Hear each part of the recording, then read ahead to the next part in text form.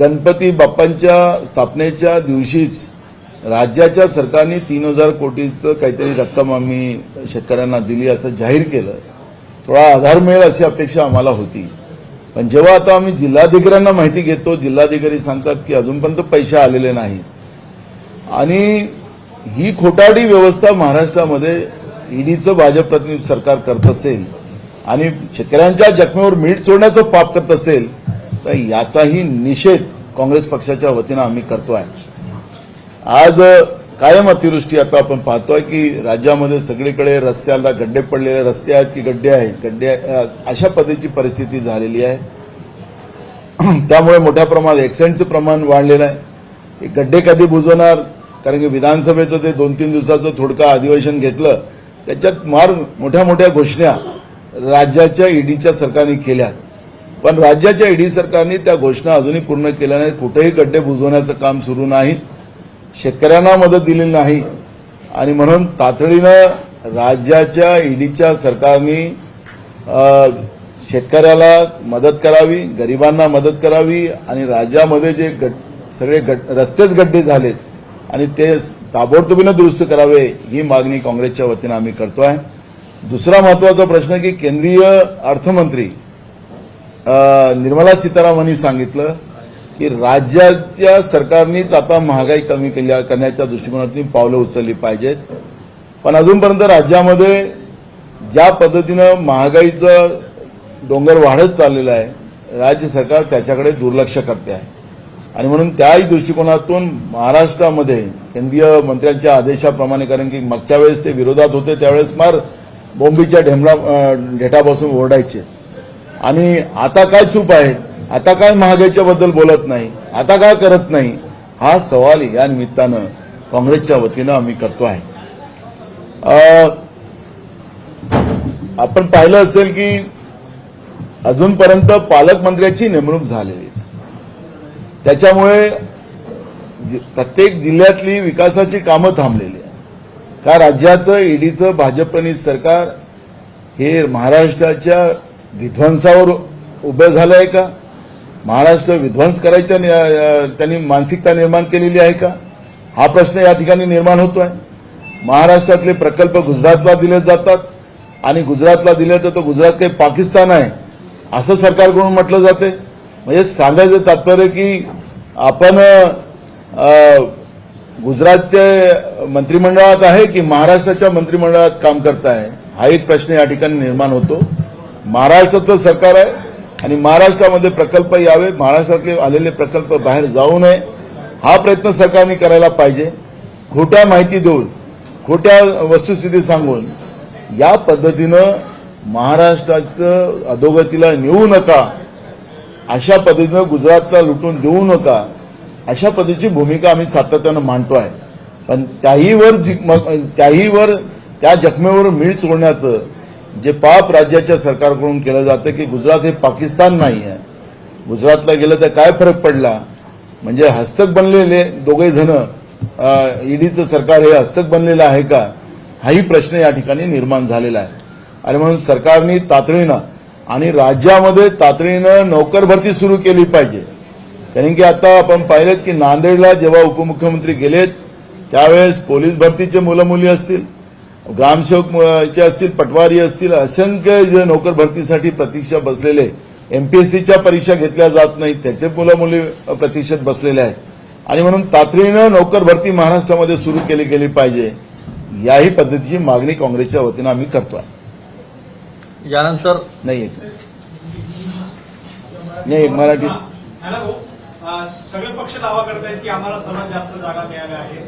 भाजप म्हणतो की या निमित्तानं आम्ही शिंदे सरकारसोबत स्थापन केल्यानंतर सर्वात जास्त सरपंच निवडण्याचा हा एक आमचा प्रयत्न होता आणि त्याचा प्रभाव आगामी महानगरपालिका आणि इतर ठिकाणी पडणार आहे. ठीक आहे ना.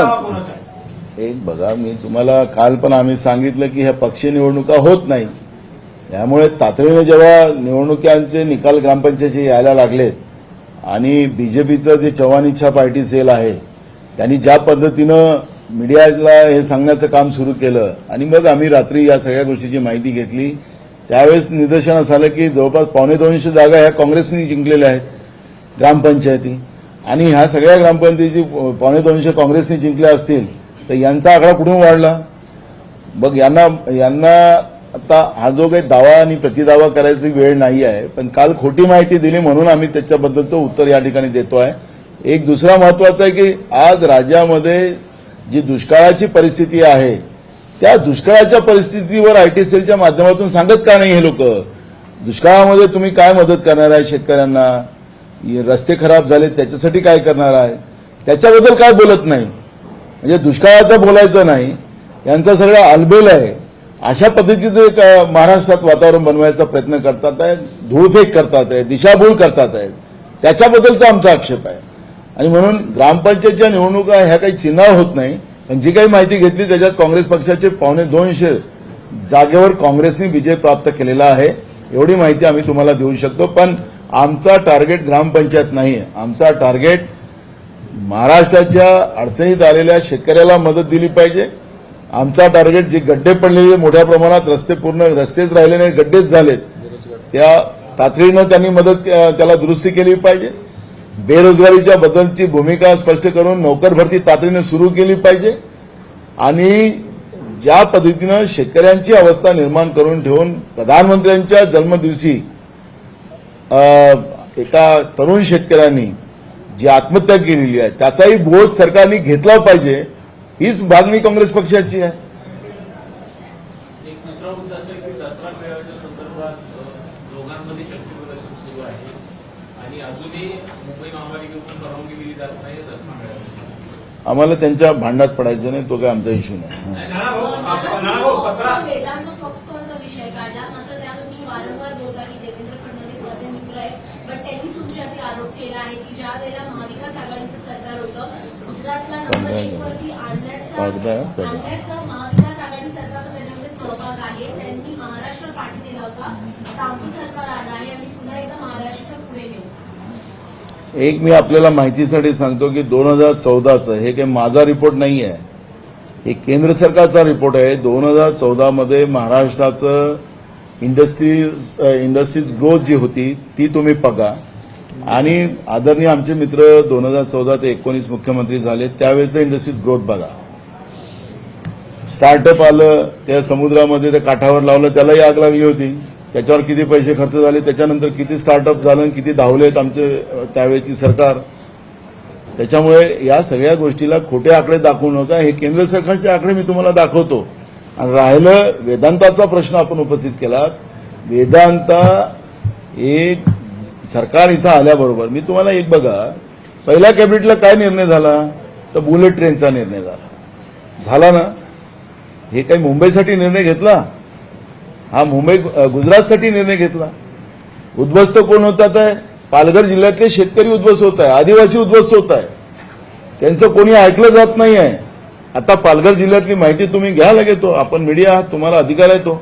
पालघर जिल्ह्यातली माहिती घ्या, तिथल्या आदिवासीची काय अवस्था आहे, तिथल्या भूमी आपले तिथले जे स्थानिक लोक जे आहेत त्यांच्याकडून माहिती घ्या, त्यांची हालत खराब आहे. आणि अशा या परिस्थितीमध्ये जबरदस्ती गुजरातच्या प्रेमासाठी, गुजरातचा आशीर्वाद राहावा, गुजरातच्या नेत्यांचा आशीर्वाद राहावा आणि त्यांच्या हस्तगत असं त्यांनी जाहीरच केलेलं आहे ना, काही आम्ही म्हणत नाही आहे. आदरणीय मुख्यमंत्री महोदय आमचे ते तर झोपतच नाही बिचारे, ते लोकांसाठी काम करतात, महाराष्ट्राचे की गुजरातसाठी करतात हे अजून काही स्पष्ट झालेलं नाही. पण आपण पाहिलं असेल की त्यांनी सांगितलं आम्ही हस्तगत त्यांचे. आणि त्याच्यामुळे 2014 ते 19चा काळ बघा, किती उद्योग गेले, पाणी गेलं महाराष्ट्रातलं गुजरातमध्ये. आणि ही हाय पॉवर कमिटीचा मी तुम्हाला रिपोर्ट दाखवतो वेदांताच्या मॅटरचा, तुम्हाला कॉपी पण देतो तुमच्या चॅनलवर. हे बघा बैठकीच कोणी घेतल्यात, का घेतल्यात, कसा तो वेदांता तिकडे पाठवला, हे कागदावरच आहे, रेकॉर्डवरच आहे. कारण की हे सरकार जे आलं महाराष्ट्रामध्ये ते गुजरातच्या पुढच्या निवडणुकांच्या तयारीसाठी आणि तिथं गुजरातला कसं आम्हाला मोठं करता येईल त्यासाठी केलेला प्रयत्न. उद्या मुंबई गुजरातला देऊन टाकली या सरकारनं तर आश्चर्य वाटायला नको. 105 लोकांचं बलिदान झालं ते काहीच त्याचं असंच राहणार आहे. अशा पद्धतीची वागणूक महाराष्ट्राच्या सरकारच्या वतीनं चाललेली आहे. गुजरातला मोठं करण्याचं काम चालू आहे. त्यासाठी काँग्रेस पक्षाचा विरोध आहे. महाराष्ट्र त्यांचं गुजरातनी काय मोठं व्हावं तो त्यांचा प्रश्न आहे, पण महाराष्ट्राला कमजोर करून त्यांचं हस्तक बनवून सरकार महाराष्ट्राची चालत असेल तर काँग्रेस पक्षाचा त्याला विरोध आहे. मला भाऊ आणखी प्रकरण बाहेर आलं की पत्राचाळ प्रकरणामध्ये विलासराव देशमुख हे कशा प्रकारे बैठक घेत होते आणि त्या बैठकीमध्ये सुनील राऊत या ठिकाणी उपस्थित होते अशी नोंदही करण्यात आली आहे चौकशीमध्ये. एक बघा, आपली एक परंपरा आहे आणि ती काँग्रेसने नेहमी पाळलेली आहे. जो माणूस हयात नाही त्यांच्याबद्दलचं बोललं जावं नाही, हे आमचं नेहमी स्ट्रॅटेजी राहिलेली आहे आणि आतापर्यंत आम्ही ते पाळत आलो. हे जे काही आहेत आता तथागत विश्वगुरू लोक वगैरे, हे लोक काय की नेहरूजीचं आठवण काढतील, इंदिराजीची आठवण काढतील, राजीवजीची आठवण काढतील, आजही काढतात. आम्ही कधीही जी लोक हयात नाही त्यांच्याबद्दल बोलायचं नाही आणि त्यांच्याबद्दलचं, कारण की आपली परंपरा नाही, आपली संस्कृती नाही ती. काँग्रेस नेहमी देशाची संस्कृती पाळूनच काम करते आहे. त्यामुळे आता विलासरावजी हयात नाही, त्यांच्या काळातलं काय झालं काय नाही झालं, त्यांनी किती चांगलं केलं वाईट केलं याच्यावरची चर्चा आम्हाला करायची नाही.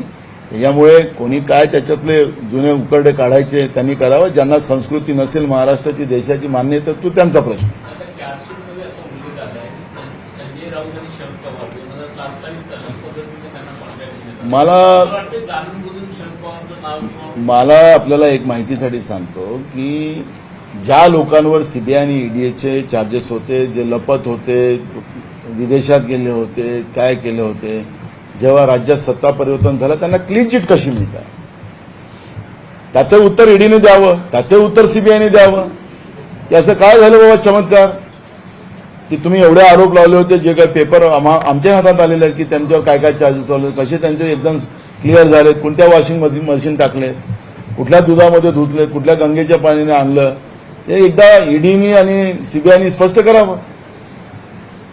त्यांना स्वायत्ता याचा अर्थ त्यांनी चुकीचं करू नये. आखरी दबावामध्ये ईडी आणि सीबीआयनी काम करू नये. जे वास्तविकता असेल त्या पद्धतीने काम करावं.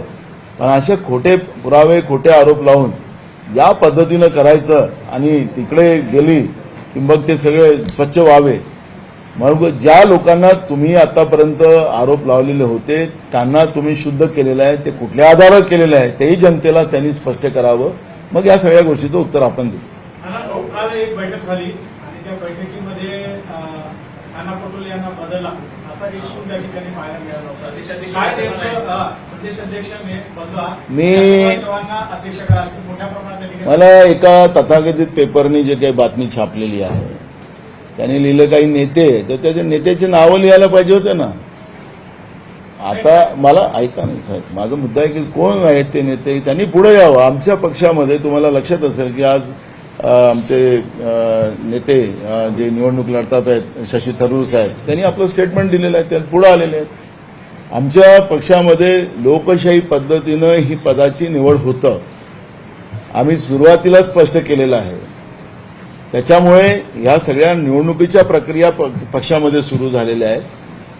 अजून कुठलंही नाव पुढे आलेलं नाही. कुठल्याही नेत्यांनी पुढे येऊन त्या पद्धतीच्या कालच्या मीटिंगमध्ये पुढे येऊन सांगितलं नाही की बाबा आम्हाला नवीन अध्यक्ष पाहिजे, निवडणूक पाहिजे, असं कोणीही म्हटलेलं नाही. एकमताने काल निर्णय केलेला आहे. त्यामुळे कोण तथाकथित नेते आहे थोडंसं त्यांना आम्हाला तरी दाखवते की आम्हाला त्यांचंही मत जाणून घ्या, कारण की लोकशाहीमध्ये तो पण माझा अधिकार आहे आणि पक्ष मला जी जबाबदारी देईल, मला उद्या बूथचा अध्यक्ष बनायला अधिकार दिला तर मी ते बूथचा अध्यक्ष देशामध्ये सगळ्यात चांगलं बूथ करून दाखवेन. विधानसभेच्या अध्यक्षाची जबाबदारी तर अध्यक्ष विधानसभा कसा असतो आणि त्याचे अधिकार काय असतात आणि लोकांसाठी कसा उपयोगी आहे ते पण मी दाखवून दिलं. पक्षाने जी जी जबाबदारी दिली ती चांगल्याप्रमाणे पार करणं हे माझं काम आहे. मला कुठल्याही खुर्चीच्या मागे धावायची माझी मनात इच्छा नाही आहे आणि ते माझं काम पण नाही आहे. पण जे कोणी एखाद्या तथाकथित पेपरने बातमी छापावी आणि या पद्धतीनं आमच्या पक्षामध्ये गडबड आहे असं दाखवण्याचा प्रयत्न, आमचं सगळ्या त्या तथाकथित पत्रकारांनाही माझं विनंती आहे की आता महागाईने लोक रोपडले चाललेले आहेत, बेरोजगारीनं तरुण आत्महत्या करतात आहेत, महिलांचं महागाईमुळे महिलांच्या आत्महत्या वाढलेल्या आहेत, शेतकरी आत्महत्या करता येत आहेत. या सगळ्या गोष्टीवर, कारण की जे ज्वलंत प्रश्न आहेत फक्त काँग्रेस पक्षाचा ज्वलंत प्रश्न आहे असं दाखवू नका. भाजपमध्ये काय आहे, गडकरी साहेबांचा आदर्श घ्या म्हणा त्यांना थोडंसं. नाही, मला म्हणायचं नाही ना, जी काही प्रक्रिया होईल आम्ही काल आमच्या राष्ट्रीय अध्यक्षांना अधिकार दिलेले आहे. अध्यक्षांनी अधिकार आम्ही दिल्यानंतर त्यांनी काय निर्णय करायचे तो आता त्यांचे झाले. सगळ्यांच्या एकमताने काल निर्णय झाला, बहुमताने नाही झाला. त्यामुळे आता राष्ट्रीय अध्यक्ष निर्णय करणार आहे. ही प्रक्रिया चाललेली आहे. मला म्हणून मी तुम्हाला सांगतो की ही आमच्या लोकशाही पद्धतीनं एकमेव पार्टी आहे काँग्रेस की जिथं मतदानानं अध्यक्ष निवडला जातो. देशातल्या कुठल्याही राजकीय पक्षामध्ये काँग्रेससारख्या निवडणुका घेतल्या जात नाही, कारण की तिथं लोकशाही आहे की नाही मला तो त्या दुसऱ्या पक्षाबद्दल बोलायचं नाही. गेल्या 22 वर्षामध्ये एकही निवडणूक झाली नाही आणि तुम्ही म्हणताय की लोक याच्यातून निवडले, जे ठराव केले जातात त्या ठरावाचेच माध्यमात. मला असं वाटतं की तुम्ही थोडीशी माहिती घेऊन अध्यक्षांना प्रश्न विचारावा. 3 वर्षापूर्वी ऐकून घ्या, 2017-18 मध्ये राहुलजींची निवड झाली होती. त्या एकमताने निवड होते, निवडणूक नाही होती. निवडणूक होत आहे, निवडणूक झालेली आहे. मला 2 मिनिटं आहे रे, तुमचं एक मत आहे, मी ऐका ना. आम्ही वोटर तयार केलेत, डेलिगेट्स आलेत तयार, म्हणजे वोटर झालेत ना. आता त्यांना वाटतंय की आम्हाला ह्या नेत्यालाच पाहिजे असं मत असेल. आम्ही काल काही बंदुकी घेऊन नाही बसलो होतो, काही डंडे घेऊन नव्हतो बसलो, काही मारपिटा नाही झाल्यात. तुम्हाला व्हिज्युअल पाठवलेत आम्ही सगळे. आमचा मुद्दा आहे की जिथं लोकांचं जे काही वोटर्स आहेत त्यांचं मतच ते असेल तर तुम्हाला काही मत आमचं लाईनमध्ये लागून नाही भरायची, आम्हाला आमचं ठरवायचं. तर तोही अधिकार त्यांना नाही आहे का? पण दुसऱ्या पक्षामध्ये त्यांचे नागपूरमधून संदेश पाहिजे, तो असा पाहिजे तसा पाहिजे, मग बसच एका टेबलवर फायनल करायचं. काँग्रेसमध्ये ते नाही आहे ना. सामान्य कार्यकर्त्यालाही आपलं मत, आपला अध्यक्ष कोण बनावा हे सामान्य कार्यकर्त्यालाही त्याचा अधिकार दिलेला आहे. हे काँग्रेस पक्ष आहे. तुम्ही आता एवढं नको करा. नाना भाऊ, एक प्रश्न असा आहे की महाविकास आघाडीमध्ये चर्चा केली जाते की आम्ही आहे, परंतु प्रत्येक निवडणुकीमध्ये खास करून राष्ट्रवादी काँग्रेस पक्षाला जास्त फायदा होतो. काँग्रेस पक्ष कुठे ना कुठे बॅकफुटला जातं. आम्हाला काय कारण आहे की तुमच्याच खांद्यावर बंदूक घेऊन ते आपल्या सगळ्या. आम्हाला एक बघा, महाविकास आघाडी आमची विधानसभेमध्ये होती, विपरीत परिस्थिती झाली, तेच आम्ही काही वारंवार सांगत नाही. आता राहिले स्थानिक स्वराज्य संस्थांची भूमिका आम्ही स्पष्ट केलेली आहे, त्याच्यामुळे आता तो काही इश्यू नाही आहे ना. आता सरकार जे राज्यातलं आहे आणि देशातलं यांच्यामुळे काय लोक करतात आहे, लोकांना किती त्रास आहे ते त्याच्याबद्दलचं बोला तर बरं होईल. अभी बताइए कि आज चंद्रशेखर बावनकुळे बीजेपी के प्रदेश अध्यक्ष उन्होंने थोड़ी देर पहले कहा कि ग्राम पंचायत चुनाव में 51% वोट मिले हैं बीजेपी को और 294 सीट मिले हैं और 50% से ज्यादा सीटों पर वो विजयी हुए. अब किस आधार पे बोल रहे हो मुझे पता नहीं है, और आपको भी पता नहीं है कि वो किस आधार पे बोल रहे हैं. ना कोई चुनाव आयोग के पास इस तरह का रिपोर्ट है. अगर होगा तो चुनाव आयोग भी इसको जाहिर कर ले. जब कोई आधार ही नहीं है और कोई कुछ भी बोल रहा है तो उसको अब क्या, उसको लिए झूठ बोलने वाले के लिए तो कोई रास्ता ही नहीं है, कुछ भी बोल सकता है, क्योंकि उनके सरदार भी उसी तरह हैं. तो सरदार के नीचे तो फिर उनकी फौज भी उस तरह की बात करेंगे. तो इसके लिए मैं कोई प्रतिक्रिया नहीं दूंगा. और अच्छा है कि न प्रतिया वो अपनी पीठ अपने हाथ से लगाए बराबर, और अच्छा चलते रहे, ऐसे ही रहे. वो लोग कछुए बन के खरगोश बन जाए, वो हम कछुए जैसे चलते रहेंगे. आपने कहा कि इसका आपने ड्रिल लैंग्वेज किया कर दी. तो हमने कोई कहा ना, जब हमने कहा है तो वो सवाल ही नहीं बनता. जब हमारी इतनी सीटें आई है, इतनी ग्राम पंचायत आई, तो उनकी इतने आने का कोई कारण ही नहीं. तो इसलिए हम उसमें चर्चा में नहीं जाना चाहते. हमारी चर्चा सिर्फ इतनी है महंगाई के बारे में. आज महंगाई की वजह से महिलाओं की आत्महत्या बढ़ गई, घर चलाना मुश्किल हो गया है. महाराष्ट्र में ऐसी परिस्थिति है कि रास्ते ही नहीं है, गड्ढे ही गड्ढे हैं. जो बारिश कंटिन्यू जो गिर रही है उससे पूरे फसलें खराब हो गई है. प्याज की फसल खत्म हो गई, सब्जी की फसल खत्म हो गई, अंगूर की फसल खत्म हो गई, धान की फसल खत्म हो चुकी है, कपास गया है, हमारा सोयाबीन चले गए हैं. लेकिन सरकार मदद नहीं दे रही है. उसमें किसानों की आत्महत्या हो रही है. प्रधानमंत्री के जन्मदिन के उपलक्ष्य में एक युवा किसान ने चिट्ठी लिखकर आत्महत्या करना, इससे बड़ा दुर्भाग्य क्या हो सकता है. तो मेरा यही कहना है कि ये सबसे बड़े महत्व के मुद्दे हैं जिसे बीजेपी इस पे बात करे, क्योंकि बीजेपी इस बात को छोड़ के झूठी उनके आईटी सेल से खबरें डालकर सोशल मीडिया पे और हमारे मीडिया पे, मीडिया हमारा सबसे बड़ा, हमारा चौथा स्तंभ है और वो समाज का आईना है और स्पष्ट उसमें आना चाहिए, लेकिन उसमें भी गोदी मीडिया बनाकर वो जो खेल रहे हैं वो अच्छी बात नहीं। उनका ये कहना है कि इस चुनाव नतीजों से ये साफ हो गया है कि महाविकास वो कुछ भी बोले ना, देखो सुनो, नहीं, मेरा उनका कहना था कि सिर्फ एनसीपी को इसमें फायदा दिखाई दे रहा था, महाविकास आघाड़ी में और शिवसेना को, कांग्रेस को नुकसान हो रहा था, इसलिए एकनाथ शिंदे बाहर गए और उन्होंने नई सरकार बनाई। ये चुनाव नतीजों देखो, मेरा ये कहना है कि वो जो आकलन कर रहे हैं वो आकलन का कोई मतलब ही नहीं है, वो कोई मतलब नहीं है। फायदा हमें ऐसा लगता है कि लोकतंत्र में जनता का फायदा होना चाहिए। अगर कोई पार्टी बीजेपी अगर चाहती कि बीजेपी का ही फायदा हो, लोकतंत्र में जनता का फायदा नहीं हो, तो उनको डेमोक्रेसी एक्सेप्ट ही नहीं है। ये सबसे बड़ा मामला है, क्योंकि बीजेपी का तो हुकुमशाह की तरफ उनका काम चल रहा है। कोई कैबिनेट होती नहीं केंद्र की सरकार में, पीओमो से ही सब डिसीजन लिए जाते हैं। तो हुकुमशाह की तरह अगर वो उनकी विचारधारा है तो उनको लोकतंत्र से कोई संबंध ही नहीं है। इस तरह का अगर बात करते हैं तो हमारी पार्टी का फायदा होगा, तो पार्टी का फायदा क्या, लोगों का क्या फायदा होगा? तुम्हारे पार्टी का फायदा हो गया, ठीक है, तुम्हारा हो गया तो ऐसे तुम बोलते हो। अब अपनी पीठ आप थपथपा रहे हो तो ठीक है, तुम थपथपाओ जितना थपथपाना हो। सर, कल कांग्रेस की बहुत बैठक हुई जिसमें सर्वमान्य तरीके से पारित हुआ कि राहुल जी राष्ट्रीय अध्यक्ष बने, लेकिन जब राहुल जी खुद कह चुके हैं कि चुनाव होगा, चुनाव के जरिए ही राष्ट्रीय अध्यक्ष चुना जाएगा, तो ऐसे प्रस्ताव पारित करके क्या अर्थ होता है? और देखो, हमारा जी ने शायद समर्थन नहीं दिया था। पृथ्वीराज चौहान जी थे कल और कोई विरोध भी नहीं किया, एकमत से ठहराव पारित हुआ। एक बहुत बाहर की अफवाह है, तुम बाहर रखो जो हमारे इसमें, और हमने उसका यूजर भी भेजा। चौहान साहब ने हाथ खड़े हुए, उसका भी यूजर चाहिए तो हम भेज देंगे आपको। एक रही बात, हम राहुल जी का समर्थन क्यों करते हैं, अब अच्छा सवाल किया आपने।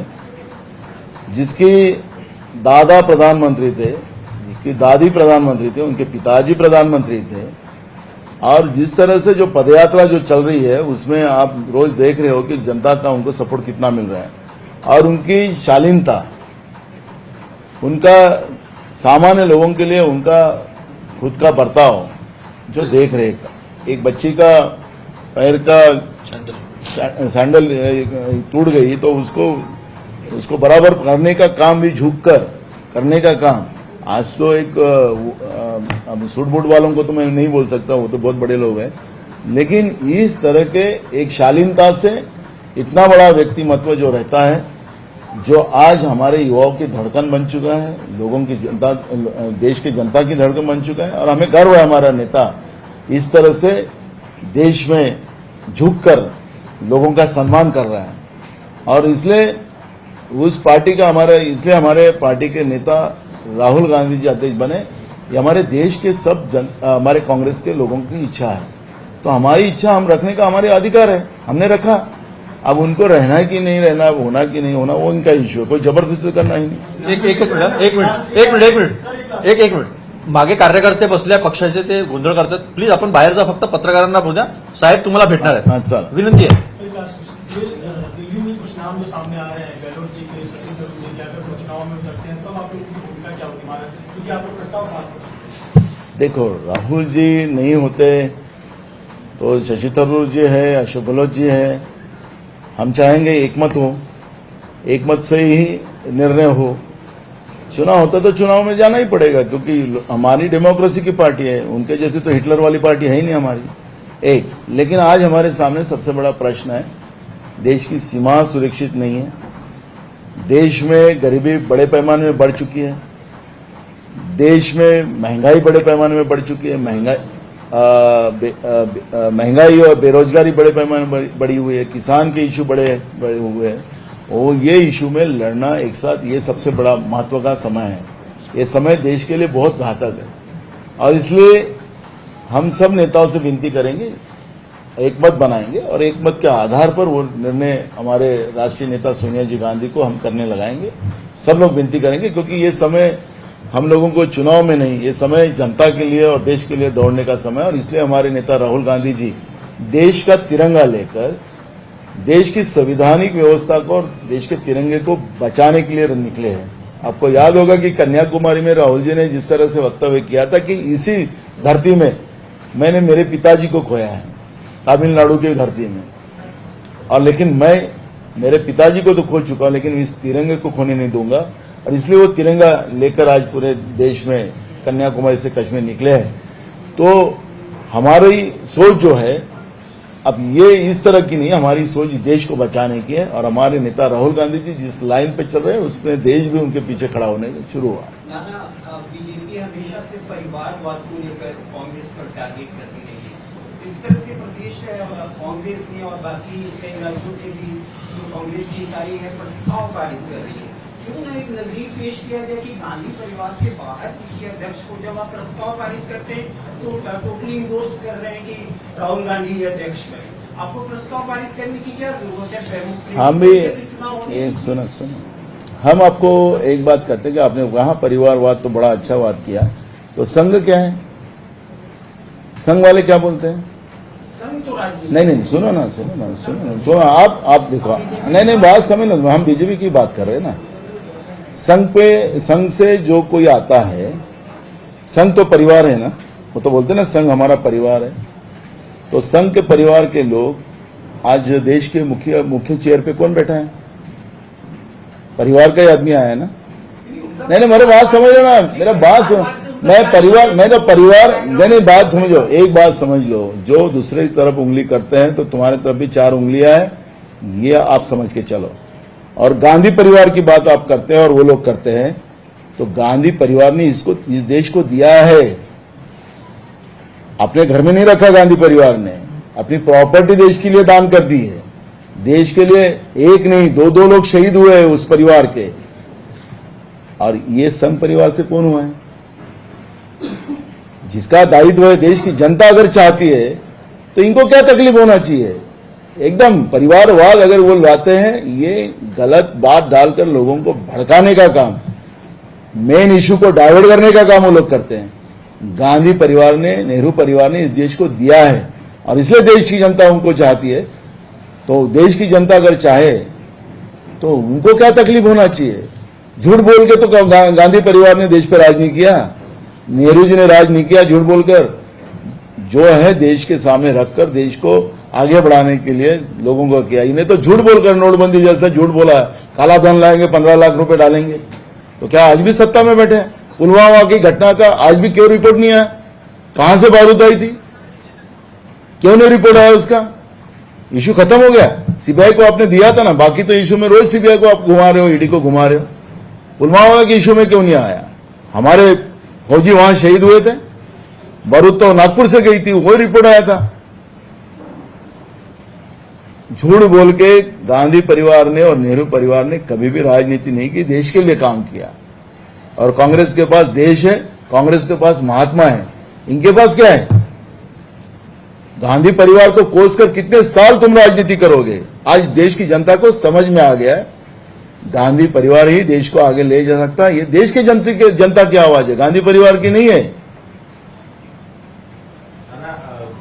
खबरें कल आई मीटिंग के बाद की आपके खिलाफ कुछ लोगों ने शिकायत की, आप बने रहेंगे प्रदेश अध्यक्ष? मुझे देखो, मुझे जो मेरे पार्टी जो जवाबदारी देंगी, मेरा हाईकमांड मुझे जो जवाबदारी देगा, मैं आपको बार बार बताता हूं कि जैसे विधानसभा अध्यक्ष दिया, मुझे बोलते थे कि ये पद तो कुछ नहीं काम का, पिंजरे वाला काम हो गया। लेकिन वो पद भी क्या हो सकता है और उससे क्या लोगों को फायदा दे सकता है, कितना बड़ा महत्व का पद है, वो मैंने दिखाया है। और उस पद का गरिमा सिर्फ महाराष्ट्र में नहीं तो पूरे देश में गरिमा गई। रही आज प्रदेश अध्यक्ष करके मैं राज्य में घूम रहा हूं, पार्टी का काम कर रहा हूं, जो जवाबदारी मुझे पार्टी ने दी है वो काम कर रहा हूं। पार्टी ने कल मेरे को बूथ का अध्यक्ष बनने का भी बोला, तो मैं सबसे अच्छा बूथ देश का अच्छा मैं बना के दिखाऊंगा।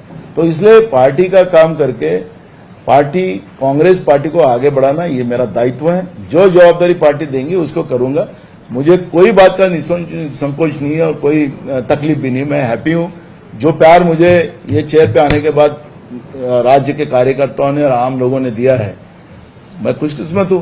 तो मुझे कुर्सी की कभी चिंता नहीं रही, मैं तो कुर्सी छोड़ने वाला आदमी हूं।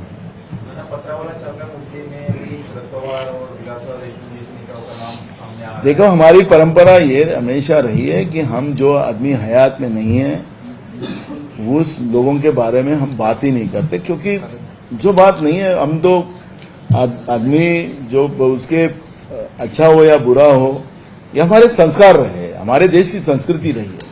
लेकिन बीजेपी पंडित जवाहरलाल नेहरू को उनके अच्छाई के बारे में नहीं, गलत वाली न्यूज बनाएंगे। अभी आपने देखा उस दिन राहुल जी का वो अपने भांजी के साथ बैठे हैं और उसके ऊपर किस तरह से गंदी गंदी टिप्पणियां बीजेपी ने की। ये कल्चर, वो कल्चर हमारा नहीं है। हमारा कल्चर ये है कि जो लोग आज हयात नहीं है उनके बारे में हम, उनके भी कोई लोग जो भी अगर कुछ कल बात आई तो उनका भी अगर कोई आज नहीं है तो उनके बारे में हम एक भी बात टिप्पणी नहीं करेंगे, क्योंकि हमारा कल्चर, हमारी संस्कृति ये नहीं है। नियोजन जी, लखीमपुर की जो घटना हुई है, सिर्फ आप कांग्रेस पार्टी जो है वो सिर्फ ट्वीट करते दिख रही है कि भाई सरकार जागी क्यों नहीं है।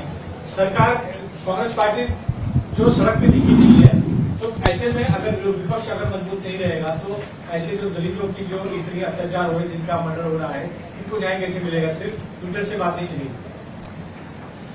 आपकी जानकारी के लिए बताना चाहता हूं कि जब भी कभी किसी महिला के ऊपर या अनुसूचित जाति के किसी व्यक्ति के ऊपर अगर अत्याचार हुआ है तो सड़क पे उतरकर आवाज उठाने का काम राहुल गांधी जी ने, कांग्रेस पार्टी के नेताओं ने किया है। आपको बताना चाहता हूं कि हाथरस में जब इस तरीके का हादसा हुआ था तो राहुल गांधी जी, प्रियंका गांधी जी पैदल चलकर उनके घर तक पहुंचने के लिए गए, जहां पर पुलिस के साथ में धक्का धुक्की हुई, उनको गिरफ्तार किया गया। उसी तरीके से आगरा के अंदर जब किसी एक व्यक्ति का जो अनुसूचित जाति से संबंध रखता था उसका पुलिस कस्टडी के अंदर हत्या कर दी गई, तो उस वक्त में भी प्रियंका गांधी जी ने जाकर उनके आवाज उठाई। ये बात भी समझने की है जो आपने बताया कि विपक्ष क्या काम कर रहा है। विपक्ष अपना रोल सही मायने में जो करना चाहिए राहुल गांधी जी के नेतृत्व में कर रहा है, लेकिन जो आप लोगों का जो जिस तरीके से नाना पटोले जी बार बार कह रहे हैं कि आप लोगों का जो चौथा स्तंभ है वो हकीकत में इस सरकार के सामने घुटने टेक कर बैठ चुका है। उन आप लोगों को जो आवाज उठानी चाहिए, विपक्ष अपना काम कर रहा है, लेकिन आईना दिखाने का काम तो मीडिया का भी है कि मीडिया उस चीज को किस तरीके से हाईलाइट कर रहा है। वहां पर मीडिया ये दिखा रहा था कि हाथरस के अंदर उस बच्ची का तो बलात्कार ही नहीं हुआ, और वहां के अधिकारी जब इस बात को कह रहे थे और पोस्टमार्टम की रिपोर्ट उसको कॉन्ट्राडिक्ट कर रही थी कि वहां पर उस बच्ची के साथ में हत्या भी हुई, उसका बलात्कार भी हुआ, और मीडिया उसको दूसरी तरीके से पिक्चराइज कर रहा था। लखीमपुर के अंदर जो बात हुई उसमें भी कांग्रेस पार्टी ने, अनुसूचित जाति विभाग ने उसका प्रेस कॉन्फ्रेंस की, उसके ऊपर पूरी टीम बनाकर वहां पर भेजी है, जो प्रियंका गांधी जी के कहने पर भेजी गई। अभी मैं आपको एक बात बताना चाहता हूं, जो अत्याचार आज देश के अंदर बढ़ रहे हैं जिस तरीके से, पहले तो मैं जो नाना पटोले जी ने जो आपके हर सवाल का जवाब दिया, इससे आपको पता चलता है कि कांग्रेस पार्टी के नेता सवालों से भागते नहीं हैं, सच्चाई से भागते नहीं है, हर बात का जवाब उनके पास में है और जवाब मजबूती से देते हैं। लेकिन ये वाले सवाल अगर आप सरकार से जाके करेंगे तो आपको खुद महसूस होगा कि आपको इस तरीके के जवाब नहीं मिलेंगे, और हो सकता है कि आपकी वहां पर ये वाली प्रेस कॉन्फ्रेंस भी इस तरीके से ना हो। आज जो मीटिंग थी, जिस तरीके से एससी विभाग ने हमारे महाराष्ट्र के यहां पर जो नई कार्यकारिणी थी उसको आमंत्रित किया था, प्रदेश कार्यकारिणी का था, जिसमें नाना पटोले जी खुद शामिल हुए और महाराष्ट्र के सीनियर लीडर्स और पूर्व मंत्री भी यहां पर शामिल हुए उस मीटिंग में।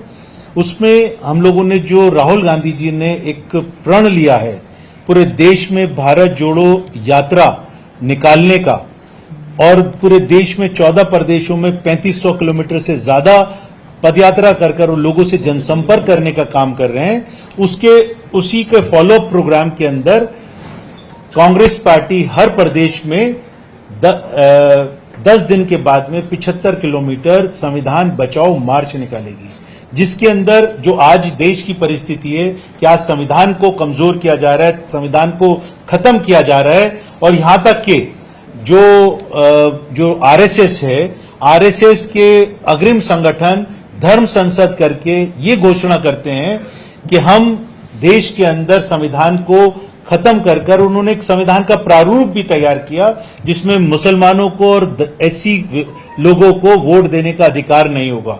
दोबारा से वो वर्ना सिस्टम को लागू करना चाहते हैं, मनुस्मृति को लागू करना चाहते हैं, संविधान को खत्म करके। तो उस चीज के लिए कांग्रेस पार्टी संविधान को बचाने के लिए पूरे देश में एक आंदोलन करना चाहती है, एक मुहिम चलाना चाहती है। और उसमें हम लोगों ने, जो ऐसी विभाग है, उसने एक और काम किया है कि पूरे देश में हम लोग संविधान रक्षक के रूप में लोगों को एनरोल कर रहे हैं, लोगों को आमंत्रित कर रहे हैं कि आज देश में संविधान को बचाने की आवश्यकता है।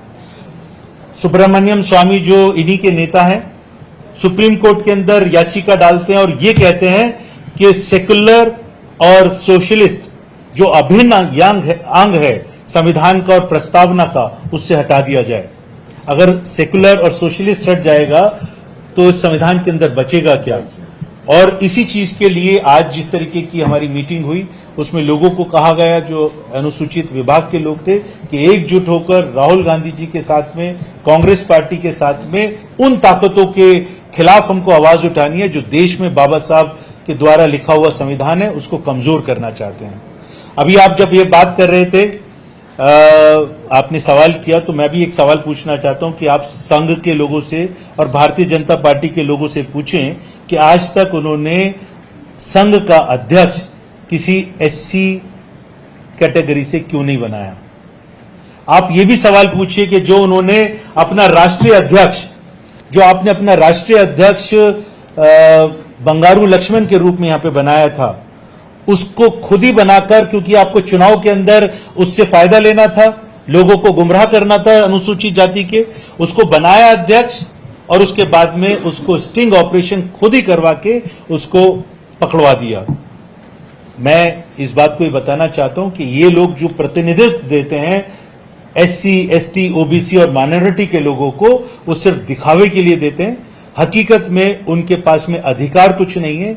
और जो बाबा साहब जिस बात के लिए चिंतित रहते थे और जिस बात के लिए बोलते थे कि राजनीतिक पार्टियों के अंदर नेताओं को जो बनाया जाता है वो गुलाम बनाकर रखा जाता है, तो वो उसका उदाहरण भारतीय जनता पार्टी के अंदर देखने को मिलता है।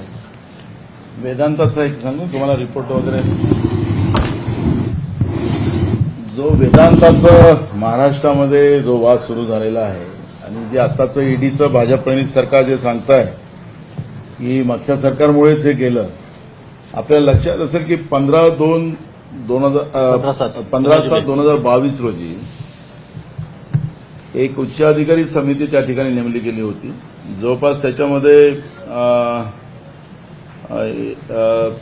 सगळे जेवढे अप्पर मुख्य सचिव यांनी अशा कॅडरचे सगळे प्रधान सचिव, अशा एक जवळ 8-9 लोकांची एक समिती त्याच्यात तयार केली, हाय पॉवर समिती तयार केली आणि त्या समितीच्या माध्यमातून ₹3 पर युनिट त्याला सगळ्यात कमी दराचं विद्युत देण्याचा निर्णय झाला 20 वर्ष आणि ते 20 वर्ष त्याला पाणी, जवळपास 20 वर्ष पाणी त्याला सवलतीच्या दराने फ्री देण्याची व्यवस्था केली आणि त्याच्यामध्ये जवळपास